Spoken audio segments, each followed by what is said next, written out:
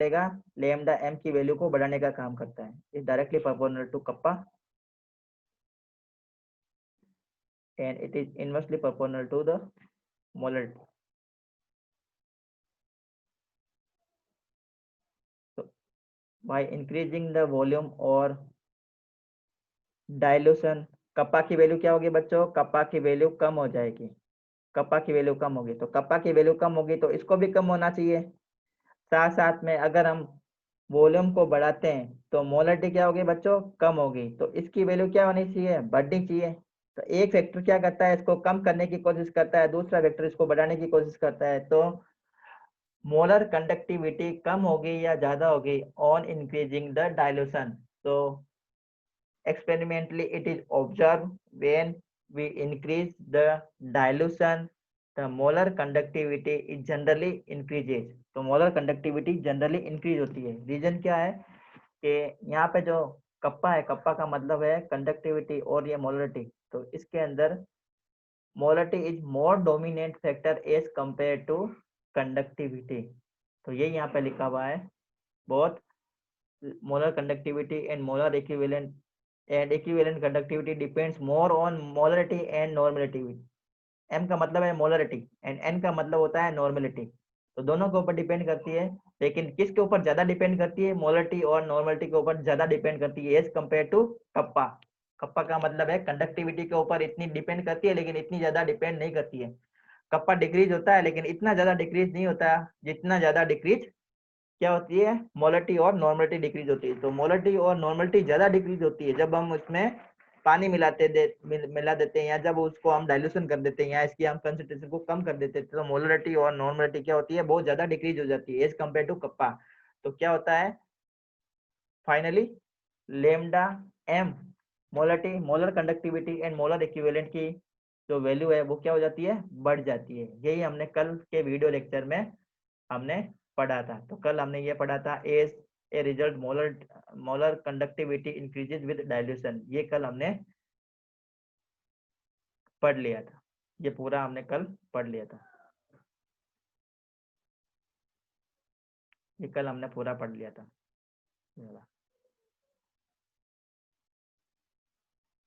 ये कल हमने पढ़ लिया था. As a result molar conductivity increases with dilution. तो जैसे जैसे हम डाइल्यूशन करते हैं बच्चों वैसे वैसे मोलर कंडक्टिविटी की वैल्यू बढ़ती है. तो यहाँ पे देखो ये कंसंट्रेशन दे रखी है, कंसंट्रेशन यहाँ पे 0.1 दे रखी है. 0.1 अगर इसमें मोलर के अंदर दे रखी है तो सपोज कंसंट्रेशन सपोज मोलर में दे रखी है, तो मोलर कंडक्टिविटी है तो कंसंट्रेशन किस में होगी बच्चों, मोल पर लीटर में होगी. तो कंसंट्रेशन दे रखी है मोल पर लीटर में 0.1, तो HCl की जो मोलर कंडक्टिविटी है 391.3. जब हम कंसंट्रेशन को कम कर देते हैं 0.05 कर देते हैं तो इसकी देखो मोलर कंडक्टिविटी बढ़ जाती है. और हम कंसंट्रेशन को कम कर रहे हैं, ऊपर से नीचे जब आ रहे हैं तो कंसंट्रेशन को हम क्या कर रहे हैं बच्चों, सिग्निफिकेंटली ऊपर से नीचे आने पर इसकी क्या हो रही है बच्चों, ऊपर से जब नीचे आते हैं तो इसकी कंसंट्रेशन कम हो रही है, और कंसंट्रेशन कम होने से क्या हो रही है बच्चों, इसकी मोलर कंडक्टिविटी बढ़ रही है. तो कंसंट्रेशन जब हम कम करते हैं इसका मतलब जब हम डाइल्यूशन बढ़ाते हैं तो मोलर कंडक्टिविटी की वैल्यू बढ़ती है. और जब हम इसकी इतना ज्यादा पानी मिला देते हैं, मतलब अनलिमिटेड क्वांटिटी में पानी मिला देते हैं, अनलिमिटेड क्वांटिटी का मतलब है डाइल्यूशन को बहुत ज्यादा कर देते हैं. यहाँ पे अनलिमिटेड पानी मिलाने का मतलब ऐसा नहीं है कि बहुत ज्यादा पानी मिला दिया, 100 लीटर 200 लीटर 500 लीटर पानी मिला दिया वन वन मोलर सॉल्यूशन के अंदर, तो ऐसा नहीं है. तो इनफिनिट डाइल्यूशन का मतलब होता है एक सर्टेन कंसेंट्रेशन पर एक सर्टेन अमाउंट ऑफ वाटर मिलाने पर उसकी जो मोलर कंडक्टिविटी है एक सर्टेन हाईएस्ट लेवल पर पहुंच जाती है. उसके बाद में हम कितना भी उसमें पानी मिलाएं उसकी मोलर कंडक्टिविटी नहीं बढ़ती. इसको हम बोलते हैं infinite dilution.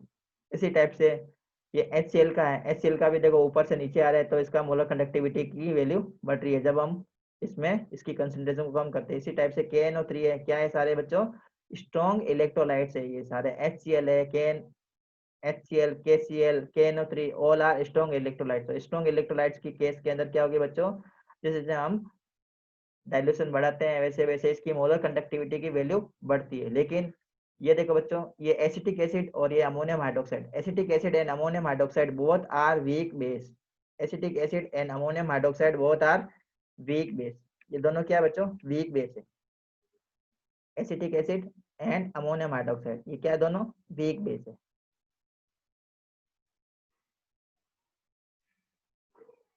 Both are weak base. तो वीक बेस के केस में क्या होता है बच्चों, मोलर कंडक्टिविटी बहुत ज्यादा सिग्निफिकेंटली बढ़ती है। increase molar conductivity increases significantly as compared to strong electrolyte। strong electrolyte के अंदर भी molar conductivity बढ़ती है on increasing the dilution or increasing the volume, but in the case of weak electrolyte the molar conductivity increases significantly, बहुत ज्यादा बढ़ती है। देखो यहाँ पे 5.2 थी, जब हम डाइल्यूशन हम किसका क्या कर देते हैं, इनफाइनाइट डाइल्यूशन कर देते हैं। इनफाइनाइट डाइल्यूशन करने से इसकी जो मोलर कंडक्टिविटी की वैल्यू हो जाती है 390.7 हो जाती है। इसी टाइप से अमोनियम हाइड्रोक्साइड जिसकी मोलर कंडक्टिविटी दे रखी है 3.6, जब हम इसमें पानी मिला देते हैं और इसकी कंसंट्रेशन इनफाइनाइट कर देते हैं, इसकी इनफाइनाइट डाइल्यूट कर देते हैं इसको पानी मिला के, तो इसकी जो मोलर कंडक्टिविटी की वैल्यू बढ़कर कितनी हो जाती है 271। तो इस टेबल से हमें इस बात का पता चलता है कि ऑन इंक्रीजिंग द डाइल्यूशन, जब हम डाइल्यूशन को इंक्रीज करते हैं बच्चों, डाइल्यूशन को जब हम इंक्रीज करेंगे,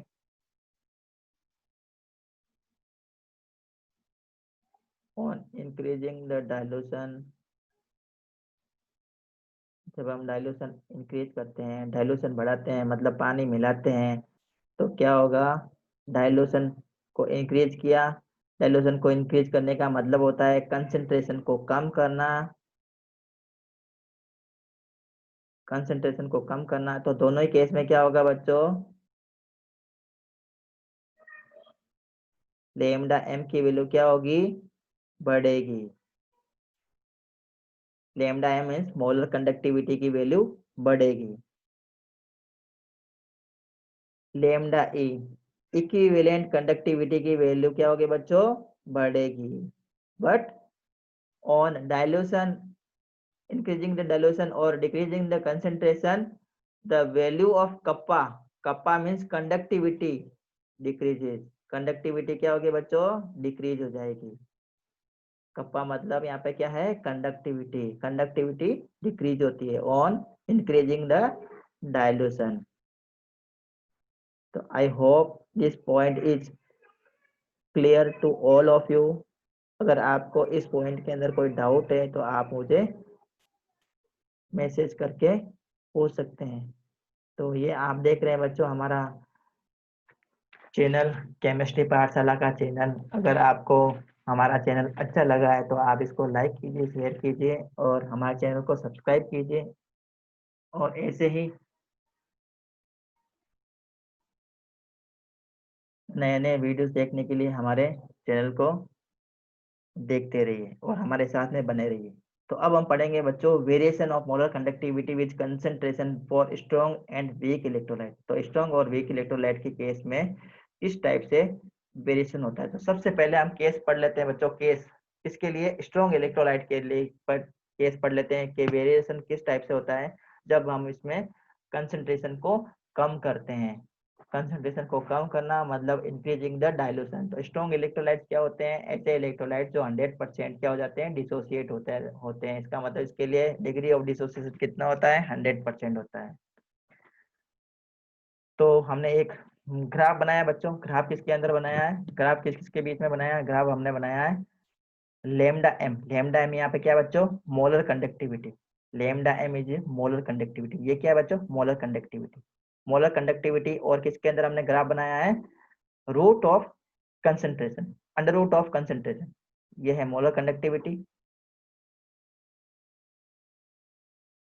molar conductivity,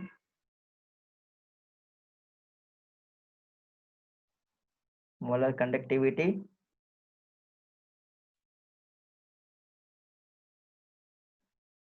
is molar conductivity. और ये जो बच्चों क्या है, रूट ऑफ कंसंट्रेशन, कंसंट्रेशन के बीच में ग्राफ बनाया है। तो हमने जो इलेक्ट्रोलाइट लिया बच्चों वो क्या लिया, केसीएल लिया और एचसीएल लिया। तो हम केसीएल और एचसीएल के लिए इसको समझते हैं। तो ये ग्राफ देखो बच्चों, ये ग्राफ आ रहा है, एक स्लोप आ रहा है, ग्राफ के अंदर एक स्लोप बन रहा है मोलर कंडक्टिविटी और कंसंट्रेशन के बीच में, जो अभी हमने पढ़ा है बच्चों। बार बार हमने वही बात हम रिपीट कर रहे हैं कि जैसे जैसे हम डाइल्यूशन बढ़ाते हैं वैसे वैसे क्या होता है मोलर कंडक्टिविटी और मोलर कंडक्टिविटी। देखो इधर हमने बताया जैसे जैसे हम डाइल्यूशन बढ़ाते हैं या कंसंट्रेशन को कम करते हैं तो molar conductivity and equivalent conductivity दोनों की वैल्यू कम होती है।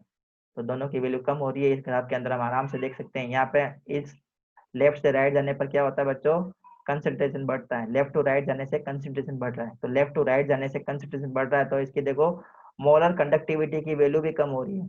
यहाँ पे मोलर कंडक्टिविटी की वैल्यू, यहाँ इस पॉइंट के ऊपर मोलर कंडक्टिविटी की वैल्यू ये है।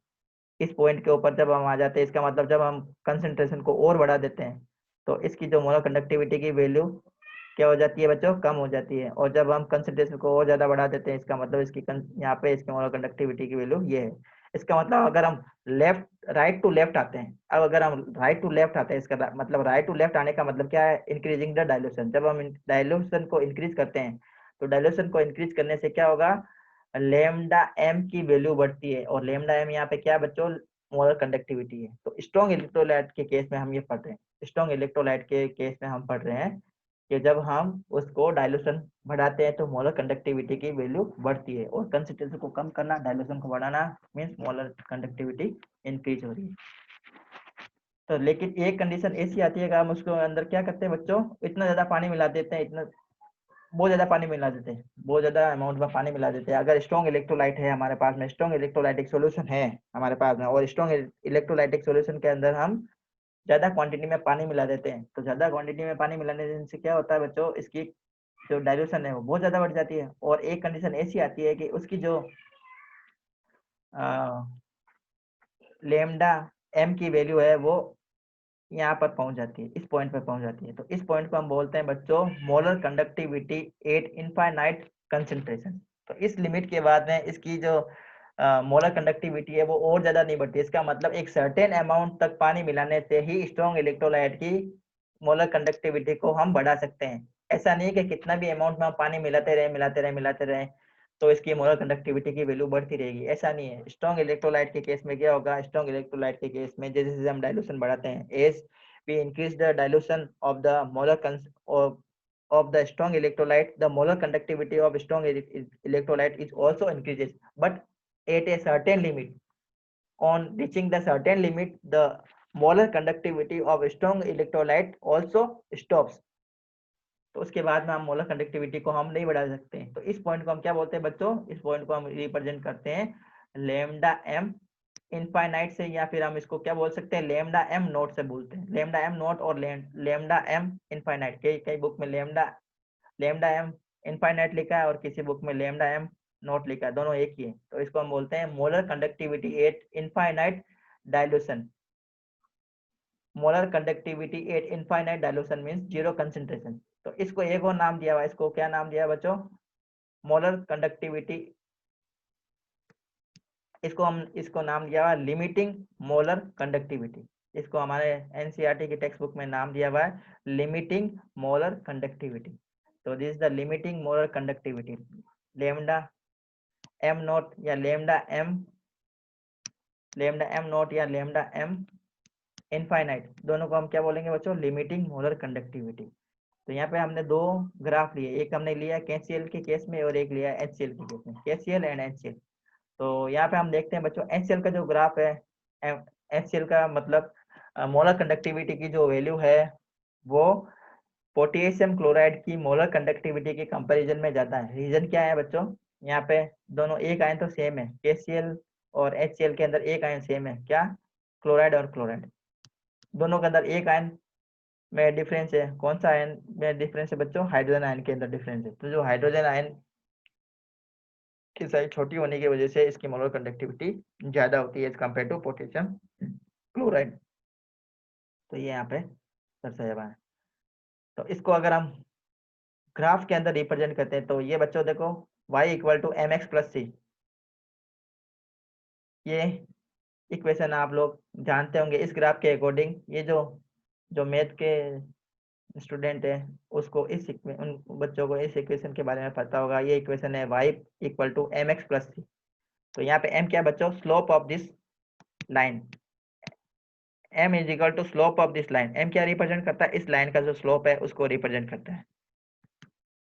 तो हम इसको y के ऊपर हमने क्या लिया बच्चों, y एक्सिस के ऊपर हमने लिया लेमडा m, मोलर कंडक्टिविटी लिया। तो y के जगह पर हम क्या लिख देते हैं, लेमडा m इक्वल टू, यहाँ पे x क्या है, यहाँ पे x का मतलब हम यहाँ x एक्सिस पे लिया है हमने कंसेंट्रेशन, तो हमने यहाँ पे लिखा है √c प्लस यहाँ पे ये जो c है, c की जगह हमने क्या लिखा बच्चों, c का मतलब होता है इनफाइनाइट कंसेंट्रेशन के ऊपर इसकी जो मोलर कंडक्टिविटी होगी उसको यहाँ पे रिप्रेजेंट किया है। तो यहाँ पे c की जगह हमने क्या लिखा है, लेमडा m इनफाइनाइट। और यहाँ पे जो m है बच्चों, यहाँ पे इसका जो स्लोप है बच्चों, इस स्लोप के लिए m की वैल्यू क्या आएगी बच्चों, नेगेटिव आएगी। तो इसको अगर हम इक्वेशन के फॉर्म में लिखते हैं तो हम इसको इस टाइप से लिख सकते हैं, lambda m equal to -b √c plus lambda m infinite. तो इसी इक्वेशन को हम इस टाइप से इसको रीअरेंज कर सकते हैं, lambda m equal to lambda m infinite minus p √c। so this equation is called Debye-Huckel-Onsager equation। इसका मतलब ये है, अगर मोलर कंडक्टिविटी की वैल्यू, लिमिटिंग मोलर कंडक्टिविटी की वैल्यू के बराबर कब होगी, when मोलर कंडक्टिविटी, मतलब मोलर कंडक्टिविटी की जो वैल्यू है बच्चों लेमडा m, इसकी वैल्यू लेमडा m नॉट के बराबर कब हो जाएगी, जब कंसंट्रेशन की वैल्यू क्या हो जाएगी बच्चों, कंसंट्रेशन की वैल्यू क्या हो जाएगी, जब जीरो हो जाएगी। जब हम कंसंट्रेशन को जीरो कर दें, मतलब इस चीज को जब हम जीरो कर देंगे, इस चीज को जब हम जीरो कर देंगे तो लेमडा m किसके बराबर हो जाएगा, लेमडा m नॉट के बराबर हो जाएगा। तो यही बात हम यहाँ पे समझाने की कोशिश कर रहे थे।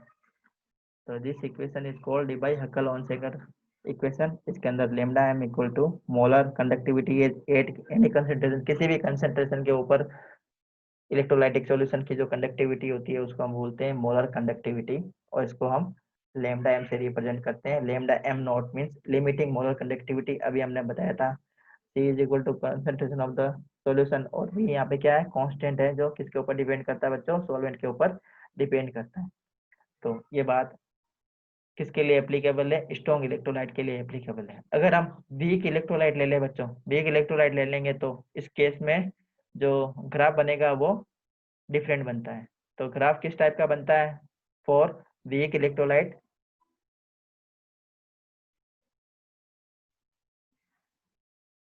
तो वीक इलेक्ट्रोलाइट के अंदर जो ग्राफ बनता है बच्चों वो इस टाइप का बनता है, this the molar conductivity versus concentration. तो वीक इलेक्ट्रोलाइट के अंदर क्या होगा बच्चों, वीक इलेक्ट्रोलाइट के अंदर जैसे जैसे यहाँ पे कंसंट्रेशन ज़्यादा, जब हम कंसंट्रेशन को बढ़ा देते हैं, मतलब जब हम पानी बहुत कम क्वांटिटी में मिलाते हैं तो वीक इलेक्ट्रोलाइट होते हैं वो बहुत ही कम डिसोसिएट होते हैं। और जैसे जैसे हम इसकी कंसंट्रेशन को कम करते हैं, कंसंट्रेशन को यहाँ पे कम करें, तो इसकी जो मोलर कंडक्टिविटी की वैल्यू है वो सिग्निफिकेंटली बढ़ती रहती है, और एक कंडीशन पर इतनी हो जाती है इसकी कि लेमडा एम की ये क्या हो जाती है, पैरेलल हो जाती है। इसका मतलब जब हम इसकी वीक इलेक्ट्रोलाइट के अंदर जब हम पानी मिला देते हैं तो इसकी कंडक्टिविटी बहुत ज़्यादा क्वांटिटी में बढ़ जाती है, सिग्निफिकेंटली बढ़ती है, जैसा कि हमने इस टेबल के अंदर पढ़ा है।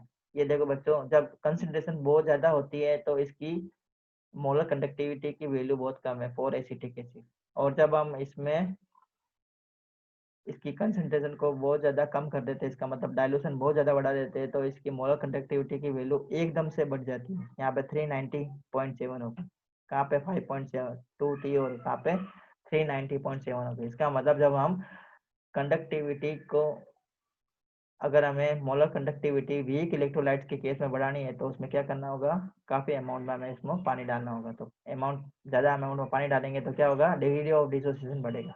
वीक इलेक्ट्रोलाइट के केस में क्या होगा बच्चों, जैसे जैसे हम पानी मिलाते हैं वैसे वैसे डिग्री ऑफ डिसोसिएशन बढ़ता है।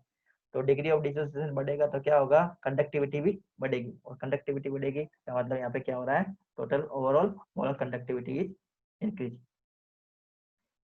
तो this is the explanation for weak electrolytes के केस में इस टाइप का ग्राफ बनेगा, स्ट्रॉन्ग इलेक्ट्रोलाइट के केस में इस टाइप का ग्राफ बनता है।